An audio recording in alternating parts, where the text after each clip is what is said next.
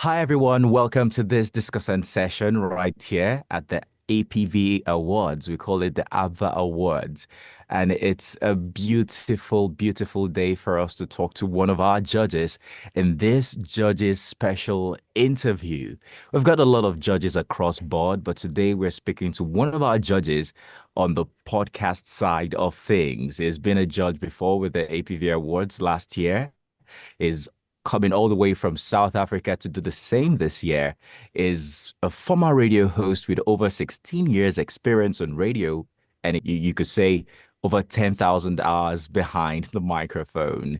And it's a pleasure to have one of the top podcasters and former radio host, also a podcast coach, as our judge on the APVA Awards 2024. I'm talking about no other person than Sean Lutz.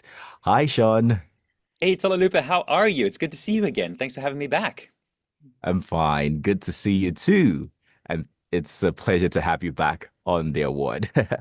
Okay. How is South Africa today, by the way? I must just ask. Yeah, thanks very much. I'm based in Cape Town, and winter has been relentless. It's been cold and Ooh. wet, but we're not going to complain. We're going to move straight along and look forward to sunny summer days. But otherwise, we're very, very well. Thank you very much. How are you? I'm doing very fine. The weather is okay right here in Nigeria. Good. And yeah, it's time for us to get into the talks. Okay, so let's talk about the relevance of the APVA Awards. We would love to hear your perspective on why the awards why awards like the APVA Awards are necessary in our industry. So, how do these accolades inspire individuals, organizations to surpass their limits and strive for excellence? I think it's a great question and it can be looked at from a variety of angles. So, I want to tell you a little story, if I may. Of course, I'm active on LinkedIn and on Instagram, and I'm obviously often sharing things that are happening in the podcasting world, and specifically Africa, and then sometimes more specifically, what's happening in South Africa. And what I have found is that when I bring to people's attention the fact that awards are happening, and they are awards specifically for podcasting creators, producers, those that are involved in the industry, the people that are on the periphery of that, the people that are consuming the content, are always so surprised to hear about how many podcasters there are, the Hmm. diversity of shows that they haven't yet come across, the production value that they didn't know existed. So I think things like the APVA Awards does a great deal in educating those that are outside of our industry to understand the work, the dedication, the loyalty to the craft that goes into creating a podcast. And that, of course, over and above what it does for the actual podcasters, the creators themselves that are inspired or motivated to, continue creating really good quality content. And I think, that's why I say you can look at it from a variety of angles. Award Hmm. functions tend to raise the game for everybody. And I think that's what makes them really important for the continent as a whole. Yeah, I agree with you because since we've been having the APVA Awards, we've seen a lot of people get inspired to go into podcasts, but even much more, improve the quality of the podcast in terms of audio and content. And it's something that I've witnessed over the years and I'm excited about. Now, let's talk Mm. about your experience as a judge. Like, I'm not a judge, but you are. And we're like, what do they do behind the scene? How does this happen? How does this work? So can you Yeah. just share with us a few insights as to what your role, takes? Sure. Well, I drink a lot of coffee, and I make sure I have really good, comfortable headphones, and I Good. make sure that I'm in a good headspace. From a Mm, judging perspective, you've just nailed it, as you said there, Tolalupe. Like the quality of audio content that's been coming through, and I've been fortunate to judge the 2023 awards and then to be a part of 2024, and I can already see there's such a big jump in the mm, quality of just in the audio quality. Let's not worry about the content quality just yet, but just in terms of the audio quality, the entrants have been paying closer attention to what they're doing with the equipment that they have. and you've got a nice microphone there. I've got a nice microphone here. Not everybody has access to the same standard, the same quality of Mm, equipment, but we can all learn how best to use what we have. mm, One of the things that I really like about podcasting is that it is open to so many people. You have a voice, you find a recording device, and you can get your story shared. mm, Now, making sure that you have good practices in getting the best audio quality from the device you have is paramount to ensuring that people are going to continue listening to the story that you want to tell. And mm, just over the last 2 years, the quality of the audio has vastly improved. Which is mm. music to my ears, right? If I'm listening to hundreds of entries, it makes the process that much easier when, I'm not working hard to have to strain my ears to listen.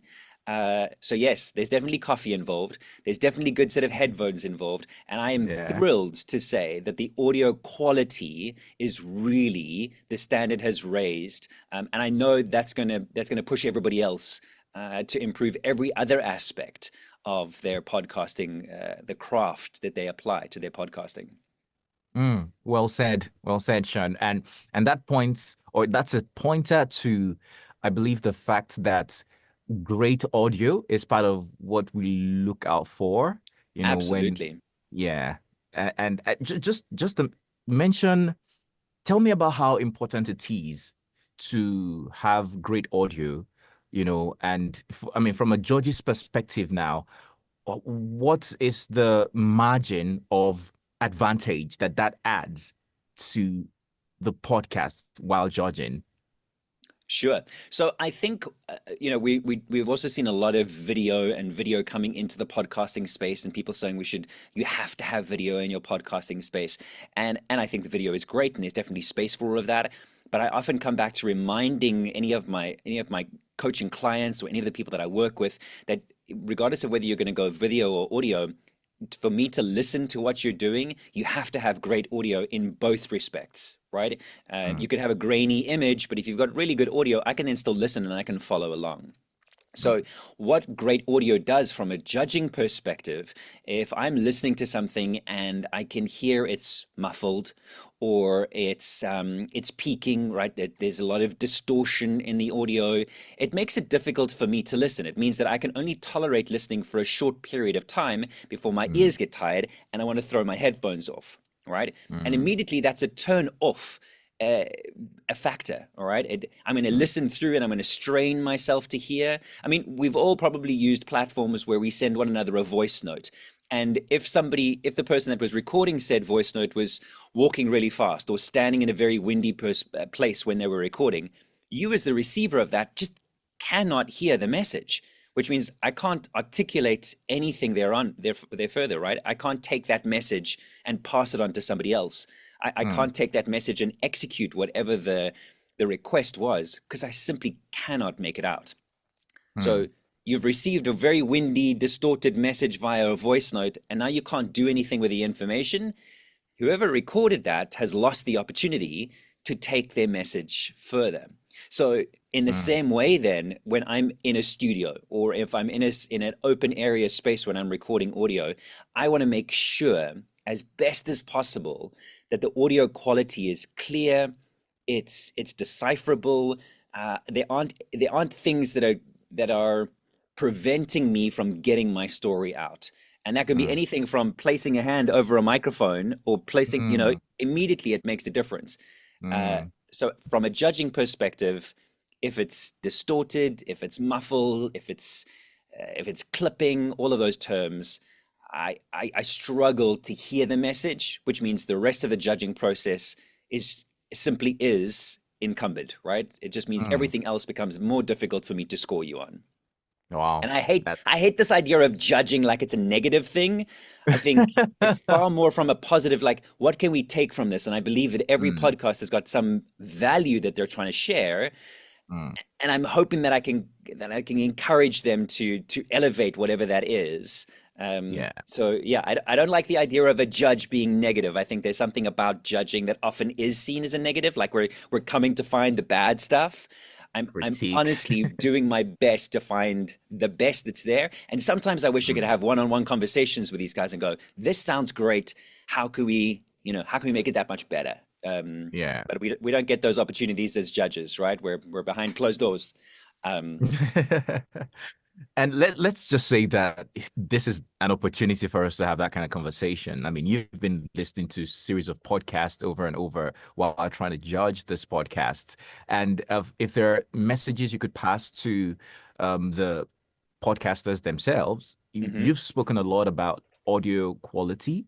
What other mhm. things would you like them to take note of so that they can have quality podcasts? Excellent. You know, I think a lot of podcasters want to know how to grow their podcast.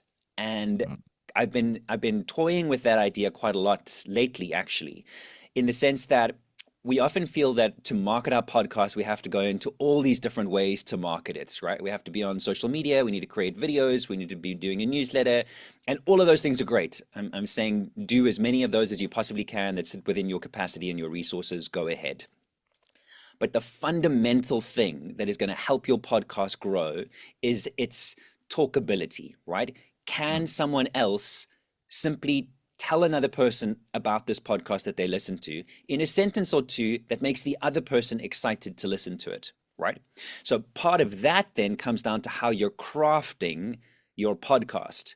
Uh, that means that the first few minutes of your podcast are essential to hooking me in and then making sure that you stay true to whatever that promise is that you've made at the beginning of the podcast, right? mm, Let's take an example. Let's use a TV show as an example or a movie, which is visual, but let's use it anyway. A movie is going to splice up their movie in such a way that when they create their trailer, they're putting some of the best bits out there. And there's often this thing about so many movie viewers. They go, well, they put all the best bits in the trailer. Like I've seen the movie already, so let's ignore that aspect. But what they're technically trying to do is give you enough of what they're trying to tell you in the movie for you to want to go in and watch it, right? And in mm, a similar way, I think a lot of podcasters are missing that the first 15 to 30 seconds of their podcast, making that so strong, so compelling and creating a little bit of tension that makes me wonder what's going to happen in the rest of the episode.